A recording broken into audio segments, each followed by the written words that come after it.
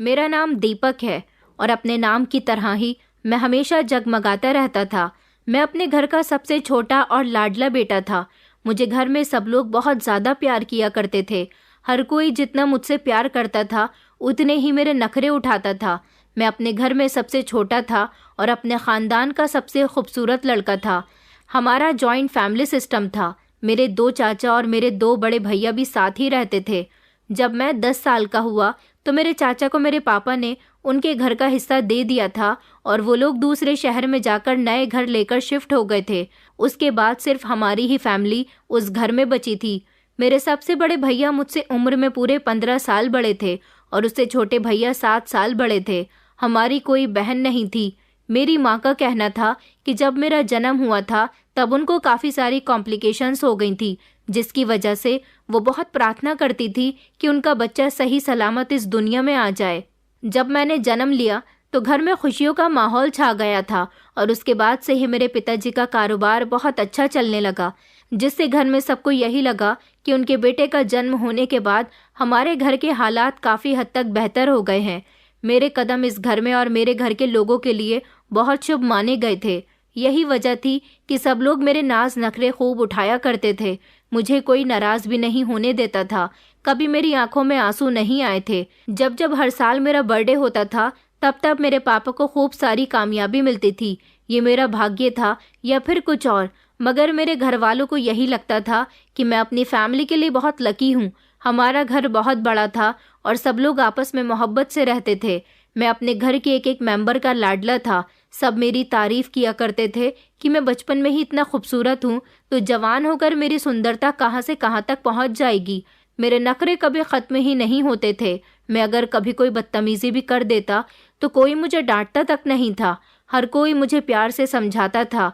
मेरी हर ख्वाहिश मेरे मुंह से निकलने से पहले ही पूरी कर दी जाती थी। सबसे ज़्यादा तो मुझे मेरे पिताजी प्यार करते थे। माँ भी प्यार करती थी। उनका कहना था कि मेरी तो तुम में जान बसती है। दोनों भाई भी प्यार करते थे, मगर अपने कारोबार में बिजी होने की वजह से वो मुझ पर ज़्यादा ध्यान नहीं दे पाते थे। लेकिन जैसे ही फ्री होते मेरी कोई ना कोई ख्वाहिश पूरी कर देते थे। मेरी माँ की सुबह तो हमेशा मुझे देखकर ही होती थी और वो रात को मुझे देखे बिना सोती नहीं थी। और मेरे पिताजी तो मुझे बेटा बेटा करते नहीं थकते थे और बड़े भैया तो बार बार मेरे लिए चॉकलेट्स लेकर आया करते थे। इतनी मोहब्बत मिलने पर मैं काफ़ी घमंडी और बदतमीज़ हो गया था और घर वाले मेरी हर बदतमीज़ी और गलती को मुस्कुराकर बर्दाश्त कर लिया करते थे। मुझसे ना कोई जलन रखता था और ना ही कोई मेरी किसी बात को टालता था। जब मेरे चाचा और चाची हमारे घर में रहते थे वो भी मेरी हर डिमांड पूरी किया करते थे और मुझे बिल्कुल अपनी औलाद की तरह प्यार किया करते थे। मेरे बड़े चाचू के पास 2 बेटे थे और छोटे चाचू के पास सिर्फ एक ही बेटी थी, लेकिन फिर भी वो दोनों ही एक समान और खिलौने अपने बच्चों के लिए लेकर आया करते थे। वही सामान और खिलौने मेरे लिए भी लेकर आया करते थे। मुझे जब जिस चीज़ की ज़रूरत होती, अगर वो घर में ना भी मौजूद होती तो हाथों हाथ मेरे लिए बाजार से लाकर मुझे दे दी जाती थी। इतने नखरे उठाए जाते और हद से ज़्यादा प्यार दिया जाए तो इंसान बिगड़ ही जाता है। ज़्यादा मोहब्बत मिलने वाला इंसान बिगड़ने के साथ साथ घमंडी भी हो जाता है और मेरे साथ भी कुछ ऐसा ही हुआ। मैं ज़्यादा लाड प्यार से बहुत बिगड़ भी चुका था और घमंडी भी हो चुका था। यहाँ तक कि मुझे अपने आगे कोई अच्छा नहीं लगता था। मुझे पता था कि मेरे एक ही इशारे पर मेरी बात मान ली जाती थी, इसलिए मैं जानबूझकर ऐसी ऐसी डिमांड्स करता था जिनको मेरे घर वाले आसानी से पूरी नहीं कर पाते थे। गुजरते हुए समय के साथ साथ मैं हर किसी को अपने से कम समझने लगा था। मुझे लगता था कि मैं बहुत स्पेशल हूँ या फिर दुनिया का सबसे स्पेशल इंसान हूँ। जिस तरह से हमेशा मुझे ट्रीट किया गया था उस हिसाब से मुझे यही लगता था कि इस दुनिया में मैं ही इकलौता एक ऐसा इंसान हूँ जिसकी हर ख्वाहिश चुटकियों में पूरी हो जाती है, जिससे सब लोग प्यार करते हैं, जिसकी सब लोग बात मानते हैं। लेकिन मैं कभी समझ नहीं पाया कि ये सब कुछ मेरे पिता के पैसों की वजह से था। मैंने कहीं सुना था कि लोगों का बर्ताव आपके साथ आपके पिता के पैसों की वजह से होता है। आपके पिता की जेब में अगर ढेर सारे पैसे हैं तो लोग आपको भी अहमियत देंगे। जितनी आपके पिता के पास ज़्यादा दौलत हो उतना ही लोगों का बर्ताव आपके साथ अच्छा रहेगा। फिर भले ही आपकी शक्ल अच्छी हो या ना हो, मगर दौलत तो है। और आज के समय में इंसान की शक्ल इतनी अहमियत नहीं रखती जितनी उसकी जेब में मौजूद दौलत रखती है। लेकिन अगर आपके पास दौलत नहीं है तो उन्हीं लोगों को आपके अंदर ढेर सारी कमियां नजर आती हैं। फिर चाहे आपकी शक्ल बहुत ज्यादा अच्छी हो, भले ही आपके अंदर ढेर सारे गुण हों। मेरे पिता अपने भाइयों में सबसे छोटे थे। पहले उनके घरेलू हालात बहुत ज्यादा कमजोर हुआ करते थे। मेरे पिता एक छोटी सी फैक्ट्री में काम किया करते थे, लेकिन जब मेरा जन्म हुआ तो उस फैक्ट्री की तरक्की हो गई, जिसका सारा क्रेडिट मेरे पिताजी को मिला था। कहने को तो मेरे दोनों भाई ही कम उम्र से नौकरी पर लग गए थे, क्योंकि वो दोनों पढ़े लिखे नहीं थे। लेकिन जब पिताजी को कामयाबी मिली तो धीरे धीरे दोनों भाई भी कामयाब हो गए और फिर हमारे घर के हालात बदल गए। घर में जो हमारे दोनों चाचू रहा करते थे, उनको भी उनके अलग से घर खरीद कर दे दिए गए। अब ये हमारा छोटा सा घर, जिसके एक हिस्से में हमारा परिवार रहा करता था, वो अब दोनों चाचू के जाने के बाद पूरा का पूरा हमारा हो गया था और इस तरह हमारा छोटा सा घर बड़ा हो गया। मेरे पिता ने अपनी कमाई से अपने दोनों बड़े बेटों को कारोबार कराया। उन दोनों की उस समय उम्र कम थी और मैं बहुत छोटा था। उसके बाद हमारे पुराने से घर को एक अच्छा सा नया रूप दे दिया गया था। ये सब कुछ मेरे पिता और भाइयों ने मिलकर किया था। अपनी मेहनत से मेरे पिताजी ने इस घर को बहुत खूबसूरत बना दिया था। फिर जब धीरे धीरे हम लोग बड़े हो गए तो पिताजी ने मेरे दोनों भाइयों का रिश्ता लगाया और उनकी खूब धूमधाम से शादी की थी। उनकी शादी में कोई कमी नहीं छोड़ी गई थी। मेरे दोनों भाइयों की उम्र में आपस में वैसे तो काफी फर्क था, लेकिन दोनों जब जवान हुए तो एक ही उम्र के लगते थे। दोनों भाइयों की शादी पर मेरी उम्र 15 साल थी। इस सब के बीच कभी पिताजी ने अपने बारे में नहीं सोचा था, और अब जब पिताजी ने अपने बारे में सोचना शुरू किया, उनकी उम्र 55 से ज्यादा हो चुकी थी। मेरे दोनों भाइयों की शादी हुई तो 1 साल बाद मेरी बड़ी भाभी ने बेटी को जन्म दिया था। उनकी बेटी के घर में आ जाने से सब लोग बहुत खुश हो रहे थे। उसी तरह से खुशियां मनाई गई थी जिस तरह से मेरे जन्म पर खुशियां मनाई गई थी, क्योंकि मेरे बाद मुझसे कोई और छोटा आ गया था। और भला खुशियां क्यों नहीं मनाई जाती। पहले मैं अपने घर का सबसे छोटा मेंबर हुआ करता था और अब मुझसे भी छोटी मेरी भतीजी आ गई थी। हमारी वैसे भी कोई बहन नहीं थी। जब मेरी भतीजी के कदम इस घर में आए तो सब लोग खुशी से झूम उठे थे। मेरे तो जन्म के बाद से ही मेरे अच्छे दिन शुरू हो गए थे। सब कहते थे कि हमारे घर में पैदा होने वाले बच्चों के कदम शुभ होते हैं और उनका भाग्य जाग उठता है। फिर मेरे पिताजी के पास पैसे की भी कोई कमी नहीं थी, इसलिए मेरे साथ तो लोगों का और हमारे घर के लगभग सारे ही मेंबर्स का बिहेवियर बहुत अच्छा रहता था। मेरे पिताजी के पैसों से ही ये घर चलता था, क्योंकि मेरे भाई थोड़ा बहुत ही काम करते थे। हमारे घर में किसी चीज़ की कमी नहीं थी, इसलिए उनको लगता था कि उन्हें ज़्यादा मेहनत करने की ज़रूरत नहीं है। दोनों को तो कभी अपनी सैलरी अकाउंट से निकलवाने की ज़रूरत ही नहीं पड़ी थी। वो अभी तक पिताजी के पैसों पर ही ऐश करते आए थे, ताकि मेरे पिताजी अपने दोनों भाइयों की भी ज़रूरतें पूरी कर दिया करते थे। मेरे पिताजी स्टील बनाने वाली फैक्ट्री में काम किया करते थे और अब वो उस फैक्ट्री के मालिक भी बन गए थे। उन्होंने अपनी अलग फैक्ट्री लगाई हुई थी, जहां से माल बनकर दूसरे देशों को जाता था। मेरे पिताजी की भले ही एक फैक्ट्री थी, उन्होंने अपनी मेहनत से काफ़ी कुछ कर लिया था।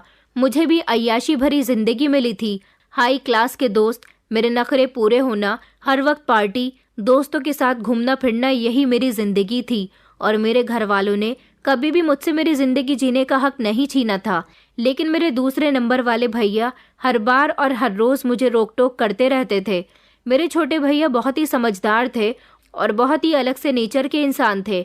जब से उनकी शादी हुई थी वो ज्यादातर अपनी पत्नी के कहने में रहते थे। मेरी भाभीियों को मैं पसंद नहीं था। इस घर में सबसे ज्यादा बात मेरी मानी जाती थी, इसलिए वो हमेशा दोनों भाइयों पर गुस्सा करती थी कि तुम्हारे छोटे भाई को देखो, उसकी घर में कितनी चलती है, जबकि बड़े भाइयों की तो कोई अहमियत ही नहीं है। उन्होंने घर में आने के बाद दोनों भाइयों को मेरे खिलाफ भड़काना शुरू कर दिया था, जिससे मेरे दोनों ही भाई धीरे धीरे मुझसे दूर होते जा रहे थे।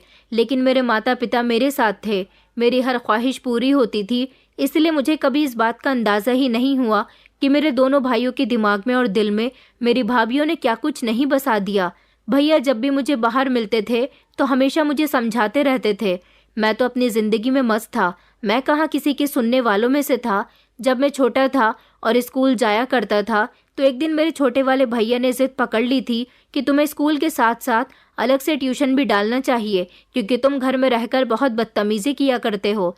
लेकिन मैंने ट्यूशन टीचर की नाक में इस कदर दम कर दिया कि उन्होंने मुझे ट्यूशन देने से ही इनकार कर दिया। मेरे लिए बहुत सारे ट्यूटर लगाए गए, लेकिन कोई भी ट्यूशन टीचर 2 दिन से ज़्यादा मुझे नहीं पढ़ा पाता था। तंग आकर मेरे माता पिता ने भी भैया को समझा दिया कि वो स्कूल जाता है, यही बहुत है, तुम ट्यूशन का उस पर जोर क्यों डाल रहे हो। यहाँ तक कि भैया को भी बहुत डांट लगाई गई थी कि तुम भी तो स्कूल नहीं गए थे, तुम भी तो पढ़े लिखे नहीं हो, तो फिर अपने छोटे भाई पर इतना रोब क्यों जता रहे हो। मेरे छोटे भैया, जिनका नाम अतुल था, वो अब खामोश बैठ गए थे और उन्होंने ठान लिया था कि मैं जिस काम को नहीं करना चाहता उस काम में कोई भी मेरे साथ ज़बरदस्ती नहीं कर सकता। अतुल भैया शुरू से ही मेरे लिए काफ़ी सीरियस रहे थे। वो चाहते थे कि मैं बदतमीज़ी ना करूं, मैं ज़्यादातर पढ़ाई पर ध्यान दूं। जिस तरह वो शिक्षा के लिए तरसे हैं, मुझे शिक्षा के लिए तरसना ना पड़े, इसलिए वो चाहते थे कि मैं ज़्यादा से ज़्यादा शिक्षा पर ध्यान दूं। लेकिन मेरे भैया हार मानने वालों में से नहीं थे। कुछ दिन वो खामोश रहे, उसके बाद किसी दूसरे तरीके से उन्होंने चाहा कि मैं स्कूल में अच्छे नंबरों से पास आया करूं, जिसके लिए ट्यूशन लगाना बहुत ज़रूरी था। मेरा दिल इस तरह से खोया हुआ था कि मैं अच्छाई के रास्ते पर कभी चलना ही नहीं चाहता था, और यही हाल मेरी माँ का भी था, जिन्होंने मुझे कभी कुछ समझाया ही नहीं था, हमेशा बुरे कामों में सबसे आगे रखा था। मेरे बड़े दोनों भाई तो पिताजी की निगरानी में रहते थे, लेकिन मेरी निगरानी हमेशा मेरी माँ रखती थी। यही वजह थी कि जैसा मैं चाहता था हमेशा वैसा ही होता था, और माँ ने भी कभी मुझे सही और गलत में फ़र्क नहीं सिखाया था। एक औलाद की परवरिश उसकी माँ करती है, उसे अच्छे संस्कार देती है। मेरी माँ तो अपनी ज़िंदगी में मगन रहती थी। उन्हें घर के कामकाज और अपनी सहेलियों से मेलजोल ही ज़्यादा अच्छा लगता था। एक बात मैंने और नोटिस की थी कि शायद मेरी माँ मेरे पिताजी से शादी करके पछताया करती थी। मेरी माँ खुले माहौल की औरत थी और मेरे पिताजी एक शरीफ इंसान थे, जिसे खुले माहौल और खुले माहौल वाली लड़कियाँ बिल्कुल भी पसंद नहीं थी। उन्होंने माँ पर हमेशा ही सख्ती की थी, यहाँ तक कि अपने दोनों बड़े बेटों पर भी बहुत सख्ती की थी। मैं तो सबका लाडला था, इसलिए माँ ने भी मुझे बिगाड़ दिया था, और बाकी सब ने भी। मेरी माँ को उनके ही जैसा पति चाहिए था, जो उन्हें खुली आज़ादी दे, पैसा खूब बर्बाद करने दे और उसका कभी हिसाब भी न ले। लेकिन मेरे पिताजी एक एक रुपये को ज़ाया नहीं होने देते थे। उन्हें पता था कि उन्होंने पैसे कितनी मेहनत से कमाए हैं, तो वो कैसे चाहते कि उनका पैसा किसी फिजूल जगह खर्च हो। और मेरी माँ एक ऐसी औरत थी जो बेहद फिजूल खर्ची करती थी और दूसरे आदमियों से भी खूब मिलजुल कर बातें किया करती थी। ये सारी बातें मेरे पिताजी को बिल्कुल भी अच्छी नहीं लगती थी, इसलिए हमेशा उनका माँ से किसी न किसी बात पर झगड़ा होता रहता था।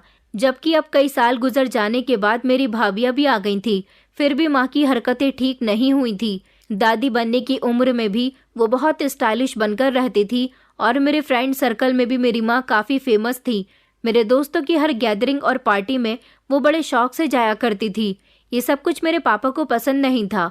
वो माँ को डांटा करते थे कि तुम बेटों के दोस्तों के यहाँ क्यों जाती हो। मैंने कभी अपनी माँ की ऐसी हरकतों को नोटिस नहीं किया था, क्योंकि मैं भी आज के ज़माने का लड़का था, इसलिए ये सब कुछ मुझे नॉर्मल लगता था। बल्कि मैं तो अपने पिताजी की मजाक बनाया करता था कि वो कैसी पुरानी सोच लेकर पैदा हुए थे, और इतना वक्त गुजरने के बाद भी उनकी सोच नहीं बदली थी, क्योंकि मेरे और पिताजी के नेचर में ज़मीन आसमान का फ़र्क था। कभी मेरे दोनों भाइयों ने भी माँ को टोकने की कोशिश नहीं की थी। जैसे जैसे मैं बड़ा होता गया, मेरी दोस्ती अमीर बाप के बिगड़े हुए बेटों से होने लगी। मैं खुद भी अमीर पिता का बिगड़ा हुआ बेटा था, इसलिए दोस्ती भी ऐसे ही लड़कों से करनी थी। जैसे ही मैं जवान हुआ, मेरे पिताजी ने मुझ पर रोक टोक करनी शुरू कर दी थी। मैं उनकी रोक टोक पर मुंह बनाकर चुप हो जाया करता था।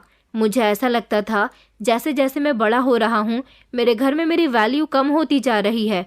फिर मुझे ये एहसास हुआ कि लोग बच्चों से ही ज़्यादा प्यार करते हैं, लेकिन अब मैंने जवाब में पिताजी से बदतमीज़ी करनी शुरू कर दी थी, और धीरे धीरे पिताजी की भी कोई बात सुननी बंद कर दी थी, जिस पर पिताजी को बहुत गुस्सा आया करता था।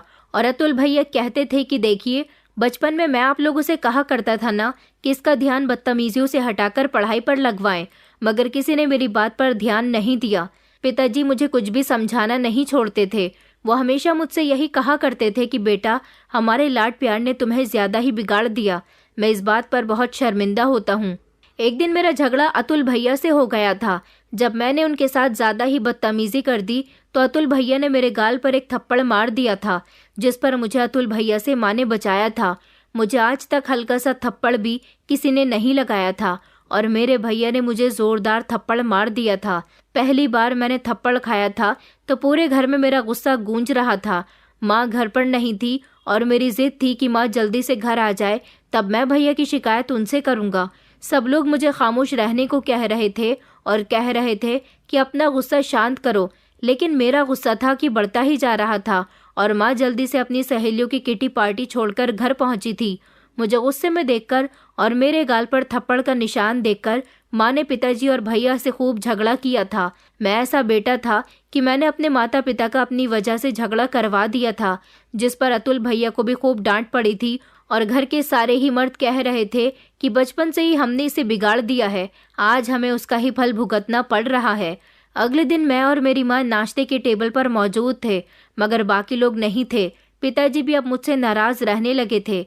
वो चाहते थे कि मैं अपने दोनों भाइयों की तरह उनका कारोबार संभालूं, लेकिन मुझे उनके कारोबार में कोई इंटरेस्ट नहीं था।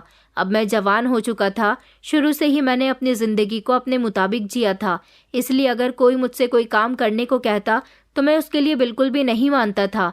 पता नहीं पिताजी को मेरी फिक्र ज़्यादा थी या फिर अपने दोनों बड़े बेटों की फिक्र थी। पिताजी दिन ब दिन बीमार रहने लगे और एक दिन ऐसा हुआ कि वो इतने बीमार हो गए कि उनकी आंखें बंद हो गई और उन्होंने मौत को गले लगा लिया। अब पिताजी हमारी ज़िंदगी से चले गए थे। उनके जाने से मैं ही नहीं बल्कि घर के सारे ही लोग खुश हो गए थे। पिताजी ने अभी तक अपने पूरे परिवार को जोड़कर रखा हुआ था। मेरी दोनों भाभियां चाहती थी कि अपने पतियों को लेकर वो अलग हो जाएं और माँ चाहती थी कि अपनी ज़िंदगी अपने हिसाब से जिए। मैं भी कुछ ऐसा ही चाहता था। मेरी भाभियां तो बहुत खुश थीं क्योंकि अब उनको भी आज़ादी मिलने वाली थी। पिताजी की वजह से हम में से कोई भी घर में पार्टियां नहीं कर सकता था। मेरी भाभियां भी अमीर परिवार की थी, इसलिए अपनी सहेलियों के साथ पार्टी करना वो भी चाहती थी। और माँ तो वैसे भी पिताजी की मर्जी के बिना ही छुप छुप कर पार्टी करना, अपनी सहेलियों के साथ समय गुजारना नहीं छोड़ती थी। पिताजी के जाते ही सबने सुकून का सांस लिया था। अतुल भैया जो कि बहुत शराफत का पाठ पढ़ाया करते थे, अब वो भी अपनी पत्नी के कहने में आकर वही किया करते थे जैसा उनकी पत्नी कहती थी। और फिर अब हर दूसरे तीसरे दिन हमारे घर में पार्टियां होती थी। अब तो दोनों भैया ने भी अपने अपने दोस्तों को घर पर बुलाना शुरू कर दिया था और कभी कभी तो माँ और भाभी की सहेलियां भी डिनर पर आई हुई होती थी। कभी मेरे दोस्त पार्टी करने के लिए आ जाते थे और सारी रात हम लोग पार्टी करते और झूमते रहते थे। हमारे घर का माहौल पिताजी के जाने के बाद पूरी तरह से बदल गया था। पिताजी का कारोबार भी दोनों भाइयों ने आपस में बांट लिया था। मुझे तो कभी किसी कारोबार में इंटरेस्ट ही नहीं रहा था, इसलिए मैंने ये समझने की कोशिश ही नहीं की कि इस घर में जितना उन दोनों भाइयों का हिस्सा है उतना ही मेरा भी हिस्सा है। मैंने सिर्फ अपना फ़ायदा देखा और पिताजी की कमाई उड़ाता रहा। फिर सुना कि दोनों भैया जो पिताजी का कारोबार संभाल रहे थे, उनके कारोबार में बहुत बड़ा नुकसान हुआ। इतना बड़ा नुकसान कि हमारे घर के हालात ख़राब होने पर आ गए थे। माँ ने दोनों भाइयों से कहा कि अब तुम दोनों घर का खर्चा उठाओगे, मगर दोनों भाइयों के मिजाज तो बिगड़ गए थे और दोनों भाभियों का मूड भी खराब हो गया था। हम सभी अय्याशियों में बिगड़े हुए लोग थे। कम पैसों में अपना गुजारा कैसे करते, इसलिए घर में सबके बीच आपस में लड़ाई झगड़ा शुरू हो गया। कभी माँ का भैया से होता तो कभी भाभियों का माँ से होता, तो कभी भैया भाभी आपस में झगड़ने लगते थे। कुछ दिन की ही बात थी कि सब लोगों के बिहेवियर अचानक बदल गए और जो पैसे माँ के पास रखे थे वो पैसे मेरे दोनों भाइयों ने हथिया लिए। और बस इतना ही नहीं, बल्कि दोनों भाइयों ने घर भी अपने नाम करवा लिया था, जिसमें मेरा और मेरी माँ का कोई हिस्सा नहीं था। मेरे दोनों भैया जो पहले मुझसे बहुत प्यार किया करते थे, उन्होंने भी अब मुझसे नज़र फेर ली थी। ये सब किस्मत का खेल था कि एक पल में ही सब कुछ हमारे हाथ से छिन गया था और मैं कुछ नहीं कर सका था। पिताजी के इस दुनिया से जाते ही सब लोगों का व्यवहार मेरे साथ बदल गया था। सबसे पहले मेरे दोस्तों ने मुझे छोड़ा, वो दोस्त जिन पर हमेशा मैंने अपना पैसा पानी की तरह बहाया था और उन्हें अय्याशी करवाई थी। उन लोगों ने मेरा बुरा समय आते ही मुझसे दोस्ती ख़त्म कर दी थी। और मेरे बड़े भैया जो मेरे नाम से नहीं बल्कि बेटा कहकर बुलाते थे और मेरी हर बदतमीज़ी पर मुस्कुराते थे कि बच्चा है, लेकिन अब मेरे ज़रा सा ऊंचा बात करने पर भी वो मुझे ऐसे डांट रहे थे जैसे मैं उनका कोई नहीं लगता। और अतुल भैया जो शुरू से ही मुझे अच्छा पाठ पढ़ाया करते थे, अब उन्हें भी मेरे साथ कुछ भी बुरा होने पर कोई फ़र्क नहीं पड़ता था। वो तो अब मुझे देखते भी नहीं थे। मुझे कब किस चीज़ की ज़रूरत है किसी को कोई फिक्र ही नहीं होती थी। मेरे दोनों चाचू तो पहले ही अलग हो चुके थे। उन लोगों ने भी बुरे समय में हमारा कोई साथ नहीं दिया। उनको तो हमारे बुरे हालातों से कोई मतलब ही नहीं था। अब मैं गरीब माता पिता का बेटा बन चुका था।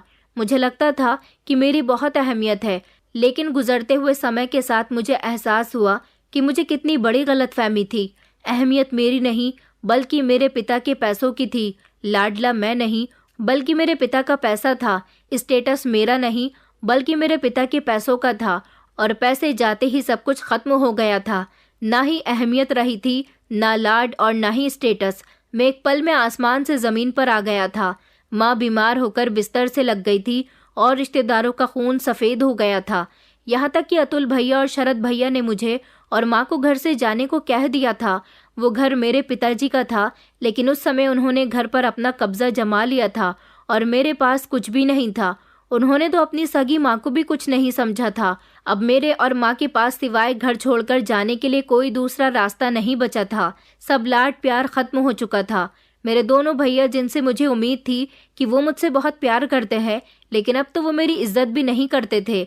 उनका यही कहना था कि तुम भी जवान हो गए हो, बस तुम्हारी जिंदगी बहुत आराम और ऐश से गुजर गई, अब अपनी मेहनत से कमाओ और खाओ। अब मेरे अकाउंट में भी कोई पैसा नहीं था। वो लोग कहते थे कि अगर कोई कामकाज करोगे तभी इस घर में रहोगे, मगर मैं तो कोई कामकाज करना भी नहीं जानता था। न मैंने अपनी शिक्षा ठीक से कंप्लीट की थी जो मुझे कहीं नौकरी मिल पाती। उन्होंने कहा कि अगर इस घर में रहना है तो हमें पैसे देने होंगे, लेकिन मेरे पास कुछ भी नहीं था। इसलिए उन्होंने मेरा सामान उठाकर घर से बाहर फेंक दिया और मुझे और माँ को धक्के मारकर घर से निकाल दिया। मुश्किल समय ने सबने अपनी औकात दिखा दी थी। अपने घर से निकल जाने के बाद मैं और माँ सोच ही रहे थे कि कहाँ जाए।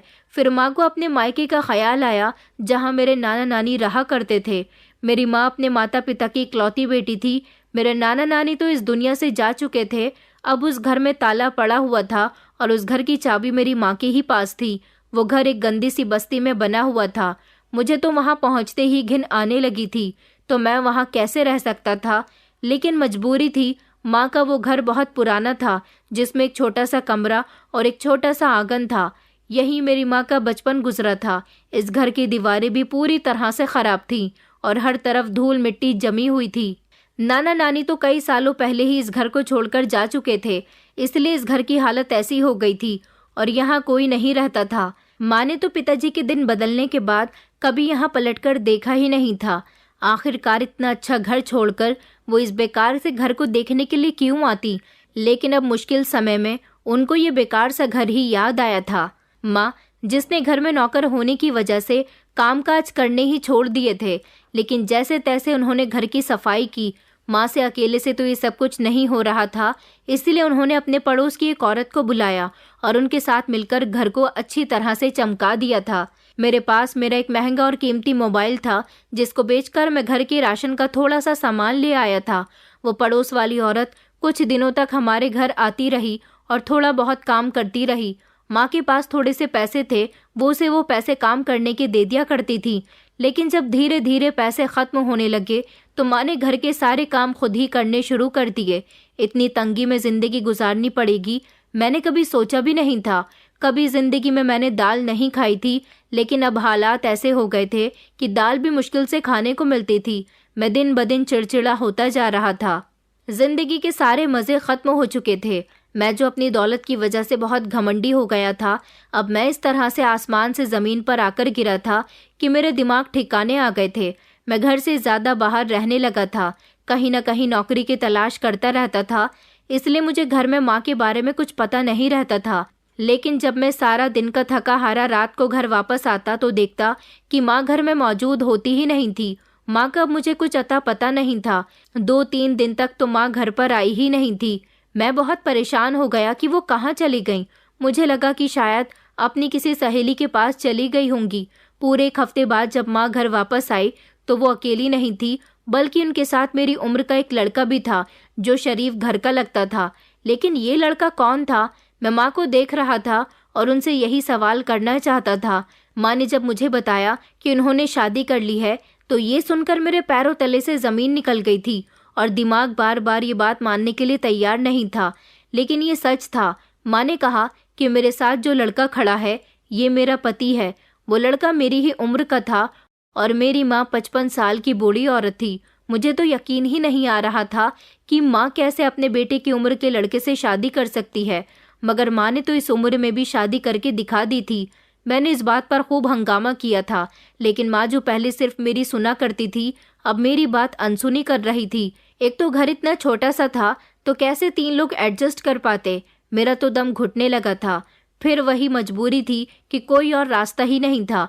मेरी माँ के दूसरे पति का नाम कौशल था। कौशल बहुत फुर्तीला और मेहनती इंसान था।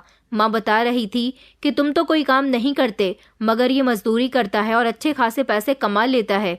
मैंने इससे शादी इसलिए की है कि ये कोई काम धंधा करेगा और जो भी पैसे कमाएगा वो मुझे लाकर दिया करेगा। उससे मैं अपना और तुम्हारा और साथ साथ अपने पति का भी गुजारा कर लिया करूंगी। अब वो सुबह सवेरे मजदूरी पर निकल जाता था और रात को माँ के हाथ पर ढेर सारे पैसे लाकर दिया करता था। कौशल ने कामकाज करने से तो मेरे दिमाग से सारी टेंशन हल्की कर दी थी। अब वही काम किया करता था और हमारे घर का चूल्हा उसी के लाए हुए पैसों से जल रहा था। शुरू में मुझे गुस्सा रहा, लेकिन उसके आने से मुझे ही फायदा हुआ था। और कौशल था भी बड़ा सीधा लड़का और वो सारे काम भी अच्छे से कर लिया करता था। अब मुझे कुछ नहीं करना पड़ता था। कौशल ने बताया था कि वो मेरी माँ की कहानी सुनकर उनसे इम्प्रेस हो गया था और उसने कहा था कि वो मेरी माँ के साथ साथ मेरा भी ध्यान रखेगा। मैं हैरान था कि आज के ज़माने में जवान लड़के कब से बूढ़ी औरतों का ख्याल रखने के लिए तैयार हो गए, वो भी उनका पति बनकर। कौशल पर कभी कभी मुझे तरस भी आता था, इसलिए मैंने उसे बुरा भला कहना छोड़ दिया था। और कौशल के आने के बाद मैंने नोटिस किया था कि अब हमारे घर में खाना भी बहुत अच्छा बनता था और एक मामूली सा मजदूर इतने ढेर सारे पैसे कमा कर लाता है कि माँ मुझे भी पैसे दे दिया करती थी और उनके पास भी ढेर सारे पैसे रहते थे। वो रोज़ घर के लिए कोई ना कोई सामान और मेरे लिए भी मेरी पसंद का सामान लाया करता था। गरीबी में ज़िंदगी बुरी लग रही थी, लेकिन कौशल के आ जाने से सब कुछ ठीक हो गया था। और फिर मैंने सुना कि सुनिधि वापस आ गई है। सुनिधि मेरे बचपन की सहेली, मेरे पापा के दोस्त की बेटी और मेरी पहली मोहब्बत थी, जिसे मैं बचपन से ही पसंद करता था। और वो काफ़ी समय से अमेरिका में अपनी पढ़ाई पूरी करने के लिए गई हुई थी। मैं चाहे जितना मॉडर्न था, लेकिन मोहब्बत के मामले में मैं ऐसा था कि मोहब्बत मैंने सिर्फ एक ही लड़की से की थी। सुनिधि मेरे बचपन की दोस्त थी और उसके पिता भी मेरे पिता के बचपन के दोस्त थे। बचपन में वो हमारे घर बहुत आया करती थी और इस तरह हम दोनों की मुलाकात होती रहती थी। सुनिधि एक गरीब फैमिली से थी, लेकिन उसके पिता ने बड़ी मेहनत के बाद उसे अमेरिका पढ़ने के लिए भेजा था। लेकिन मुझे गरीबों से चिढ़ थी, पता नहीं क्यों, फिर भी मैं सुनिधि की तरफ अट्रैक्ट होता था। फिर जब मैं बड़ा हो गया तो मुझे पता चला कि सुनिधि से मुझे मोहब्बत है। सुनिधि बहुत इंटेलिजेंट लड़की थी। वैसे तो वो यहाँ पर इंटर तक सरकारी स्कूल में पढ़ी थी, लेकिन वो किसी काबिल बनना चाहती थी, इसलिए उसने अपने पिता से जिद की थी कि वो अमेरिका जाकर पढ़ना चाहती है।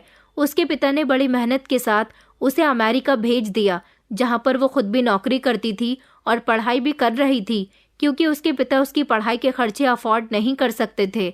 इसलिए मैंने उसके सपने पूरे करने के लिए उसे अमेरिका में थोड़े से पैसे भेज दिए थे, जिससे उसे काफ़ी मदद मिली थी। वो मेरा शुक्रिया अदा करते करते नहीं थकती थी और मैं उससे मोहब्बत चाहता था। वो ये सब जानती थी, इसलिए मैंने उसे एक दिन प्रपोज कर दिया और उसने हाँ भी कर दी थी। उस दिन मैं बहुत खुश हुआ था।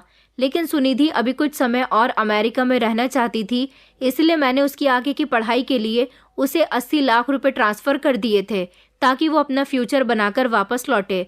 मैं उसका और अपना फ्यूचर एक साथ देखता था, लेकिन पिछले कुछ दिनों से जो हालात गुजरे थे, उसकी वजह से मैं सुनिधि से कांटेक्ट ही नहीं कर पाया था। और अब जब सुना कि वो वापस आ रही है, तो मेरी खुशी का कोई ठिकाना नहीं रहा। लेकिन मुझे बुरा भी लगा कि सुनिधि आ चुकी थी, लेकिन उसने मुझे नहीं बताया था। मेरे दिल में डर बैठ गया कि कहीं मेरा स्टेटस बदलने की वजह से सुनिधि ने भी सबकी तरह मुझे छोड़ तो नहीं दिया। अब मेरा ये डर आखिरकार सच साबित हो ही गया। मैं अच्छे से तैयार होकर सुनिधि से मिलने के लिए उसके घर गया था, लेकिन वहां जाकर मुझे पता चला कि सुनिधि का रिश्ता मेरे ही दोस्त विराट के साथ तय हो गया। सबकी तरह सुनिधि भी एहसान फरामोश निकली थी। सुनिधि की अच्छी जॉब लग गई थी, पढ़ लिख कर वो कामयाब हो गई थी, जिससे वो अब काफ़ी पैसा कमाने के काबिल हो गई थी। इसलिए वो मुझ जैसे गरीब लड़के के साथ अपना फ्यूचर तबाह नहीं करना चाहती थी। मैं ही था जिसकी वजह से उसका फ्यूचर बना था, और वो मुझसे आंखें फेर कर मेरे दोस्त का हाथ थाम रही थी, क्योंकि मेरा दोस्त अमीर था। सबकी तरह सुनिधि की भी हकीकत खुलकर मेरे सामने आ गई थी। सही कहते हैं लोग, जिसको जितनी इज्जत दो वो उतना ही सर पर चढ़कर नाचने लगता है। यही हाल सुनिधि का भी था, जो मेरी वजह से किसी काबिल हुई थी, वरना आज भी वो गरीब पिता की ही बेटी होती। मैं उसके घर के दरवाजे से खामोशी से वापस आ गया था और उस दिन के बाद मैं अंदर ही अंदर से टूटने लगा। मैं अपनी ज़िंदगी से तंग आ चुका था, क्योंकि ऐसी ज़िंदगी मेरे लिए नर्क थी। लेकिन एक दिन सारी सच्चाई मेरे सामने तब आई जब माँ का एक्सीडेंट हुआ और वो इस दुनिया को छोड़कर चल बसी। मेरे पास इकलौती एक माँ ही तो सहारा था, और वो भी मुझे छोड़कर चली गई थी। माँ की मौत की खबर मैंने अपने दोनों भाइयों और दोनों चाचू को दी थी, लेकिन कोई भी माँ के अंतिम संस्कार के लिए नहीं आया था। मोहल्ले के लोगों के साथ मिलकर मैंने अपनी माँ का अंतिम संस्कार कर दिया था। माँ के मरने के बाद मुझे लगा कि अब कौशल भी चला जाएगा, लेकिन वो नहीं गया। मुझे लगा कि शायद उसका इस दुनिया में कोई नहीं है, लेकिन अब तो मेरी माँ भी उसके लिए नहीं रही थी। वो अकेला था, वो कहीं भी जा सकता था, जवान था, किसी और के साथ शादी करके अपनी ज़िंदगी दोबारा से शुरू कर सकता था, लेकिन वो नहीं गया। जिस तरह से वो मेरी माँ के लिए पैसे कमाया करता था, उसी तरह से मेरे लिए भी पैसे कमा रहा था। वो हमेशा खामोश रहता था।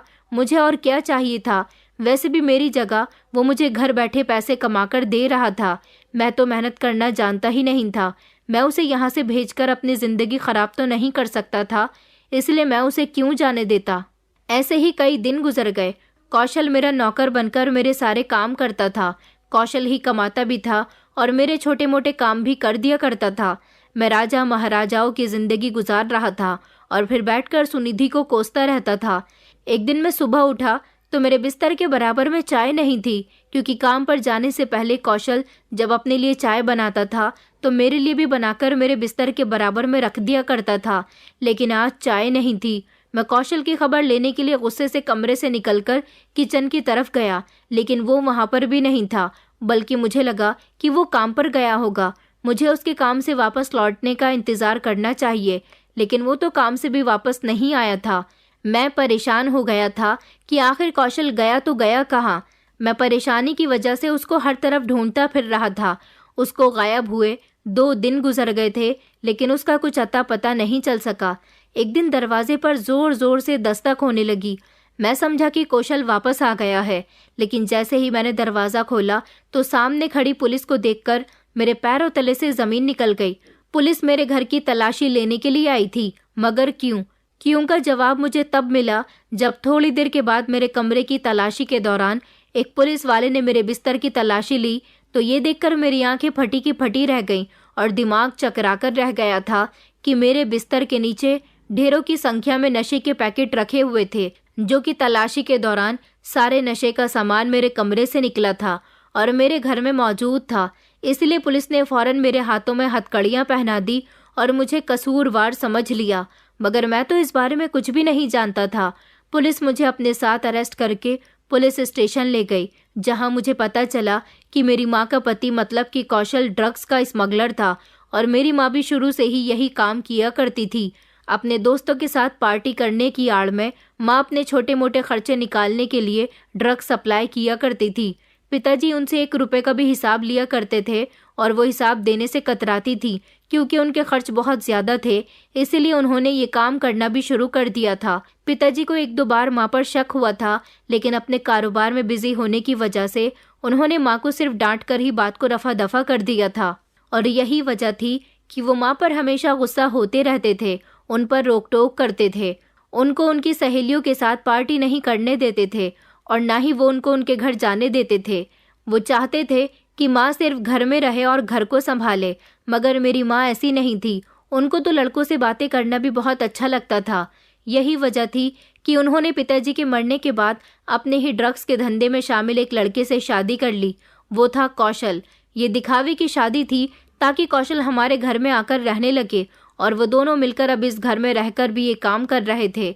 मेरी माँ ने इस बार ड्रग्स का काफ़ी लंबा चौड़ा धंधा करने का सोचा था, मगर उन्हें ये नहीं पता था कि वो इतनी जल्दी इस दुनिया को छोड़कर चली जाएंगी। कौशल के पास माल था और मेरी माँ के पास कस्टमर, इसलिए उन दोनों ने हाथ मिला लिया।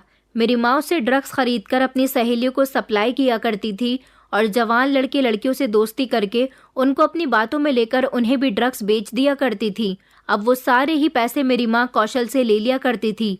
कौशल के पास कुछ भी नहीं बच रहा था, इसलिए उसने मेरी माँ को रास्ते से हटाने का फैसला किया ताकि उसे मेरी माँ को हिस्सा न देना पड़े, और मासूम बनकर मेरे साथ रहने लगा। और जैसे ही उसे पुलिस के छापे की खबर मिली, वो इल्ज़ाम मुझ पर डालकर भाग गया। यहाँ कानून की नज़र में मैं भी माँ और कौशल का साथी ही था, इसलिए मुझे 7 साल की सज़ा हुई। मेरी तो जैसे ज़िंदगी बर्बाद हो गई थी। जब मैं जेल में था तो मुझसे मिलने के लिए कोई नहीं आया था। जिन पर मैंने अपना पैसा और समय बर्बाद किया था, अगर वो पैसा मैंने सही जगह लगाया होता या फिर अपने कारोबार पर ही लगा लेता तो शायद आज वो मेरे बहुत काम आता और मैं जेल में ना सड़ रहा होता। पूरे 7 साल की सज़ा के बाद जब मैं जेल से वापस लौटा तो मैंने अपने आप को काफ़ी हद तक सुधार लिया था और सोच लिया था कि इंसान जब मेहनत करता है तो अपने आने वाले कल को बेहतर बनाता है। मैंने मेहनत करना सीख लिया था और सोचा कि अभी मेरी काफ़ी ज़िंदगी पड़ी हुई है। मैं अपनी ज़िंदगी को पहले की तरह बर्बाद नहीं कर सकता और दूसरों के भरोसे भी नहीं छोड़ सकता। इसलिए मैंने मेहनत करना शुरू कर दिया। नौकरी की तलाश करने गया। जितने भी पैसे मिलते हैं उनसे मैं अपना गुजारा कर लिया करता हूँ। आप लोग मेरे लिए प्रार्थना कीजिए कि मेरे दिन पहले जैसे हो जाए। मेरे दिन पहले जैसे तो भले ही नहीं हो पाएंगे, क्योंकि मेरी माँ और पिता अब इस दुनिया को छोड़कर जा चुके हैं।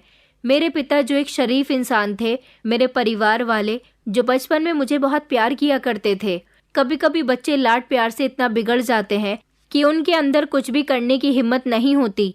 वो अपने माता पिता पर ही हमेशा निर्भर होते हैं। मैं आप सभी लोगों से यही रिक्वेस्ट करना चाहती हूँ कि अपने पैरों पर खड़ा होना सीखिए। अपने पिता की कमाई पर निर्भर ना रहिए। वक्त तो बदलता रहता है, क्या पता आज अच्छा है तो कल बुरा हो जाए। इसलिए बुरे वक्त के लिए पहले से ही हमें तैयारी करके रखनी होगी ताकि आप बुरे समय में उस समय से अच्छे से लड़ सकें। दोस्तों, उम्मीद करती हूँ आपको हमारी कहानी पसंद आई होगी। कहानी पसंद आई है तो वीडियो को लाइक करें, चैनल पर नए हैं तो चैनल को सब्सक्राइब करें और हाँ, नोटिफिकेशन बेल को ज़रूर दबाएं ताकि अगली अपडेट सबसे पहले आपको मिले।